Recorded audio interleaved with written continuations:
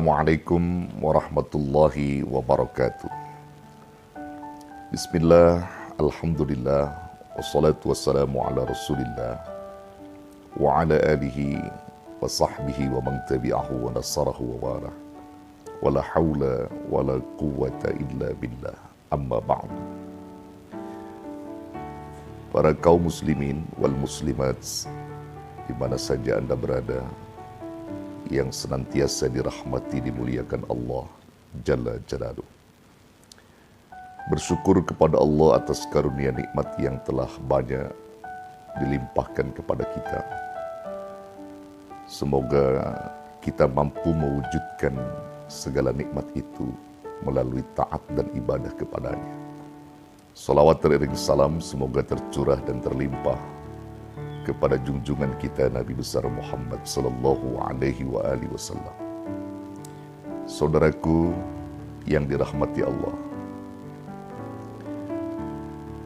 malu adalah sifat utama orang-orang yang beriman, yang terus Allah berikan kepada mereka. Di saat manusia beriman kepada Allah dengan iman yang sesungguhnya, maka dua sifat utama yang tidak akan pernah lepas darinya yang dilimpahkan Allah kepadanya, yaitu sifat al-iffah dan sifat al-wafa. Al-iffah adalah sifat yang ada pada diri orang yang beriman, yang mampu menjaga kehormatan dirinya di saat dalam kesendirian, sehingga dia tidak pernah mau melakukan apa yang dilarang oleh Allah, bahkan mendatangkan murka Allah. Sementara al-iffah adalah satu sifat pada diri orang-orang yang beriman, ia selalu menepati janji di saat mereka berjanji. Saudaraku yang dirahmati Allah, di saat kita telah diberikan nikmat oleh Allah dengan nikmat kesehatan, nikmat umur panjang, nikmat kesempatan, maka hendaklah kita berpikir bahwa segala nikmat itu semua akan kembali kepada Allah, dan kita pertanggungjawabkan di hadapan Allah Subhanahu wa Ta'ala.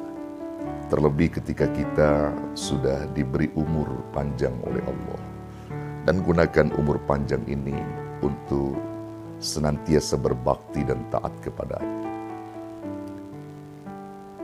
Orang-orang yang telah melakukan satu tindakan-tindakan baik kepada Allah di saat ia diberikan umur, diberikan sehat, diberikan waktu luang, maka ia gunakan umur, sehat, dan waktu luang itu untuk berbakti kepada Allah.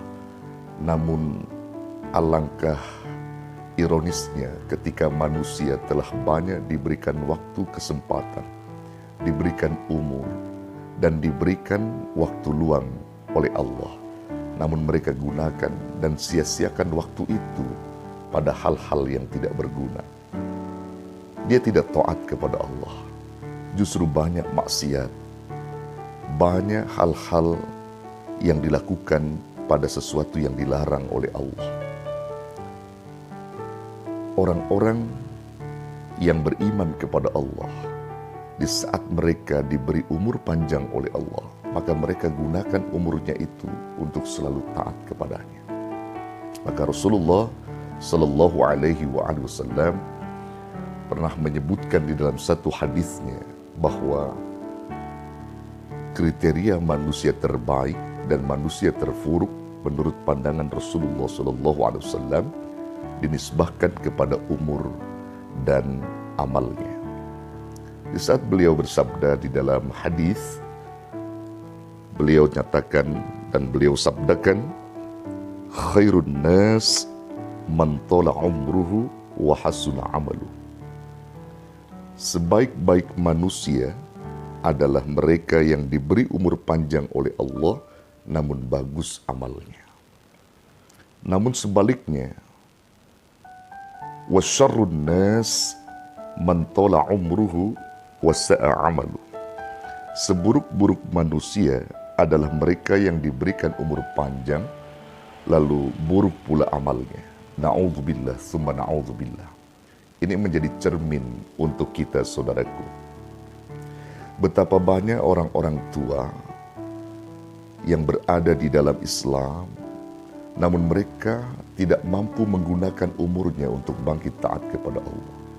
Justru lebih banyak maksiat ketimbang taat kepada Allah.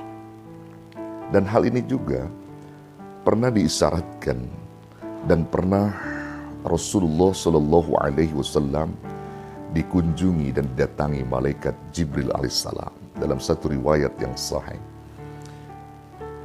beliau menangis ketika itu.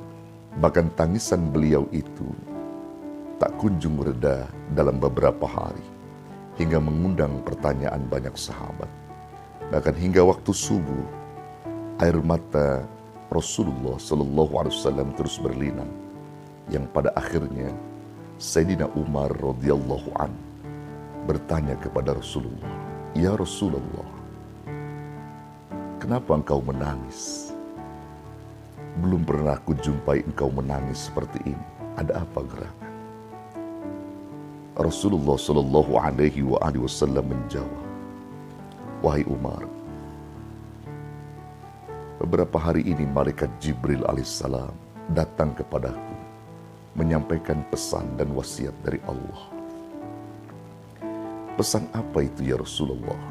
kata Umar. "Jibril menyampaikan pesan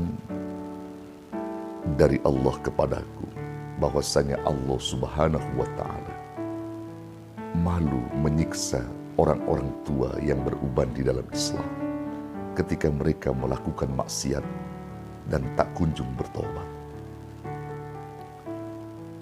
Saudaraku, kalau malaikat Jibril menyampaikan pesan ini kepada Rasulullah, bahwa Allah malu menyiksa orang tua yang beruban di dalam Islam ketika mereka berbuat maksiat dan belum juga kunjung taubat hingga datang kematiannya, Allah malu. Sehingga Sayyidina Umar radhiyallahu anhu bertanya kembali kepada Rasulullah Shallallahu Alaihi Wasallam, "Lalu apa hubungannya engkau menangis ya Rasulullah dengan siksa Allah terhadap orang tua yang beruban di dalam Islam ketika mereka berbuat maksiat?"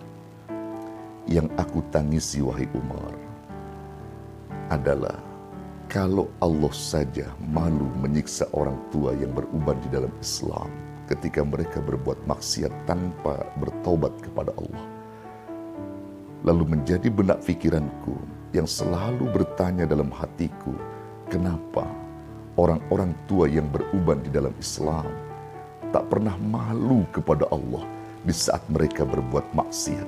Na'udzubillah. Itu yang Rasul tangiskan. Tetapi kendati pun demikian, Rasulullah tetap berdoa dan bermunajat kepada Allah agar selalu